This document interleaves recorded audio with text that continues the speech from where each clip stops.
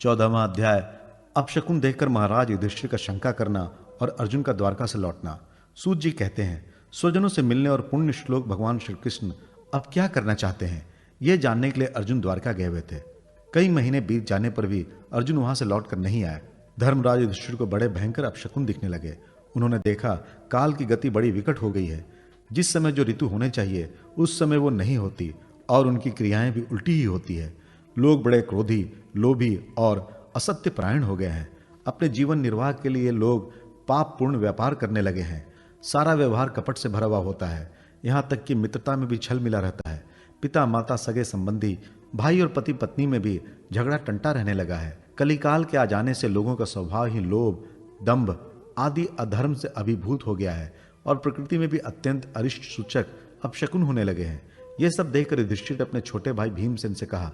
युधिष्ठिर ने कहा, भीमसेन, अर्जुन को हमने द्वारका इसलिए भेजा था कि वो वहां जाकर पुण्य श्लोक भगवान श्री कृष्ण क्या कर रहे हैं इसका पता लगाएं और संबंधियों से मिल भी आए।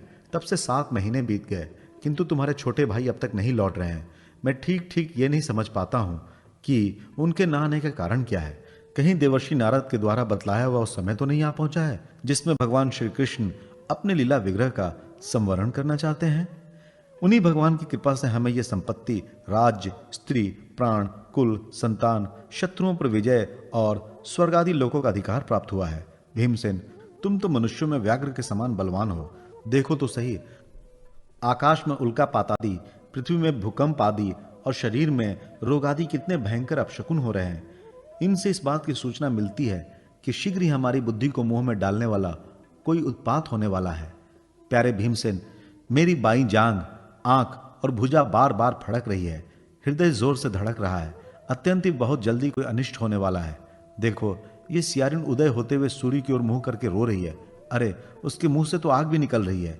ये कुत्ता बिल्कुल निर्भय सा होकर मेरी ओर देखकर चिल्ला रहा है। भीमसेन, गौ आदि अच्छे पशु मुझे अपने बाएं करके जाते हैं और गधे आदि बुरे पशु मुझे अपने दाहिने कर देते हैं। मेरे घोड़े आदि वाहन मुझे रोते हुए दिखाई देते हैं। ये मृत्यु का दूत पेड़ुखी, उल्लू और उसका प्रतिपक्षी कौआ रात को अपने कर्ण कठोर शब्दों से मेरे मन को कपाते हुए विश्व को सूना कर देना चाहते हैं। दिशाएं धुंधली हो गई हैं। सूर्य और चंद्रमा के चारों ओर बार बार मंडल बैठते हैं। ये पृथ्वी पहाड़ों के साथ कांप उठती है। बादल बड़े जोर जोर से गरजते हैं और जहां तहां बिजली भी गिरती ही रहती है। शरीर को छेदने वाली एवं धूली वर्षा से अंधकार फैलाने वाली आंधी चलने लगी है। बादल बड़ा डरावना दृश्य उपस्थित करके सब और खून बरसाते हैं। देखो, सूर्य की प्रभा मंद पड़ गई है। आकाश में ग्रह परस्पर टकराया करते हैं। भूतों की घनी भीड़ में पृथ्वी और अंतरिक्ष में आग सी लगी हुई है। नदी, नद, तालाब और लोगों के मन क्षुब्ध हो रहे हैं। घी से आग नहीं जलती। यह भयंकर काल ना जाने क्या करेगा। बछड़े दूध नहीं पीते, गौएं दूहने नहीं देती। गौशाला में गौएं आंसू बहा बहा कर रो रही हैं। बैल भी उदास हो रहे हैं। देवताओं की मूर्तियां रो सी रही हैं। उनमें से पसीना चूने लगता है और वे हिलती डुलती भी हैं। भाई, ये देश, गांव, शहर, बगीचे, खाने और आश्रम श्रीहीन और आनंद रहित हो गए हैं। पता नहीं ये हमारे किस दुख की सूचना दे रहे हैं। इन बड़े बड़े उत्पातों को देखकर मैं तो ऐसा समझता हूं कि निश्चय ही ये भाग्यहीना भूमि भगवान के उन चरण कमलों से, जिनका सौंदर्य तथा जिनकी ध्वजा, वज्र, अंकुश आदि विलक्षण चिन्ह और किसी में भी कहीं भी नहीं है, रहित हो गई है। शौनक जी, राजा युधिष्ठिर इन भयंकर उत्पातों को देखकर मन ही मन चिंतित हो रहे थे कि द्वारका से लौटकर अर्जुन आए। युधिष्ठिर ने देखा अर्जुन इतने आतुर हो रहे थे जितने पहले कभी नहीं देखे गए थे। मुंह लटका हुआ है, कमल सरीखे नेत्रों से आंसू बह रहे हैं और शरीर में बिल्कुल कांति नहीं है। उनको इस रूप में अपने चरणों में पड़ा देखकर युधिष्ठिर घबरा गए। देवर्षि नारद की बातें याद कर कर उन्होंने सुहृदों के सामने अर्जुन से पूछा। युधिष्ठिर ने कहा, भाई, द्वारकापुरी में हमारे स्वजन संबंधी मधु, भोज, दशार, आर, सात्वत, अंधक और विष्णुवंशी यादव कुशल से तो हैं। हमारे माननीय नाना शूरसेन जी प्रसन्न तो हैं। अपने छोटे भाई समेत मामा वासुदेव जी तो कुशल पूर्वक हैं। उनकी पत्नियां हमारी मामी देवकी आदि 7 बहिनें अपने पुत्रों और बाहुओं के साथ आनंद से तो हैं। जिनका पुत्र कंस बड़ा ही दुष्ट था, वे राजा उग्रसेन अपने छोटे भाई देवक के साथ जीवित तो है ना। हृदय उनके पुत्र कृतवर्मा और कुर, जयंत, गद, सारण तथा शत्रुजीत आदि यादव वीर सकुशल तो है ना। यादवों के प्रभु बलराम जी तो आनंद से हैं। वृष्णि वंश के सर्वश्रेष्ठ महारथी पद्युमन सुख से तो हैं। युद्ध में बड़ी फुर्ती दिखलाने वाले भगवान अनिरुद्ध आनंद से तो है ना। सुषेण, चारुदेशन, जागवती नंदन, सांब और अपने पुत्रों के सहित ऋषभ आदि भगवान श्री कृष्ण के अन्य सब पुत्र भी प्रसन्न तो है ना? भगवान श्री कृष्ण के सेवक श्रुतदेव, उद्धव आदि और दूसरे सुनंद नंद आदि प्रधान यदुवंशी जो भगवान श्री कृष्ण और बलराम के बाहुबल से सुरक्षित हैं, सब के सब सकुशल तो है ना? हमसे अत्यंत प्रेम करने वाले वे लोग कभी हमारा कुशल मंगल भी पूछते हैं? भक्त वत्सल ब्राह्मण भक्त भगवान श्री कृष्ण अपने स्वजनों के साथ द्वारका की सुधर्मा सभा में सुखपूर्वक विराजते हैं ना? वे आदि पुरुष बलराम जी के साथ संसार के परम मंगल, परम कल्याण और उन्नति के लिए यदुवंश रूप में क्षीर सागर में विराजमान हैं।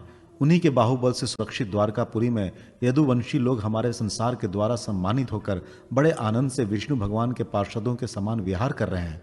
सत्यभामा आदि 16,000 रानियां प्रधान रूप से उनके चरण कमलों की सेवा में ही रत रहकर उनके द्वारा युद्ध में इंद्रादि देवताओं को भी हराकर इंद्राणी के भोग योग तथा उन्हीं की अभिष्ट परिजात आदि वस्तुओं को भोग करती हैं।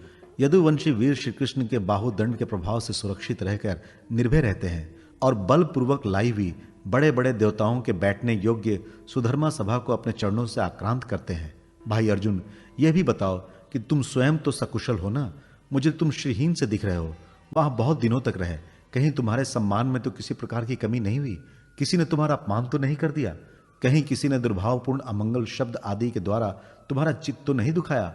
अथवा किसी आशा से तुम्हारे पास आए हुए याचकों को उनकी मांगी हुई वस्तु अथवा अपनी ओर से कुछ देने की प्रतिज्ञा करके भी तुम दे नहीं पाए? तुम सदा शरणागतों की रक्षा करते आए हो। कहीं किसी भी ब्राह्मण, बालक, गौ, बूढ़े, रोगी, अबला अथवा किसी अन्य प्राणी का जो तुम्हारी शरण में आया हो तुमने त्याग तो नहीं कर दिया? कहीं तुमने अगम्या स्त्री से समागम तो नहीं किया? अथवा गमन करने योग्य स्त्री के साथ असत्कार पूर्वक समागम तो नहीं किया? कहीं मार्ग में अपने से छोटे अथवा बराबर वाली से तो हार नहीं गए? अथवा भोजन कराने योग्य बालक और बूढ़ों को छोड़कर तुमने अकेले ही तो भोजन नहीं कर लिया? मेरा विश्वास है कि तुमने ऐसा कोई निंदित काम तो नहीं किया होगा जो तुम्हारे योग्य ना हो। न हो अपने परम प्रियतम, अभिन्न हृदय, परम सुहृदय भगवान श्री कृष्ण से तुम रहित हो गए हो। इसी से अपने को शून्य मान रहे हो। इसके सिवा दूसरा कोई कारण नहीं हो सकता जिससे तुमको इतनी मानसिक पीड़ा हो।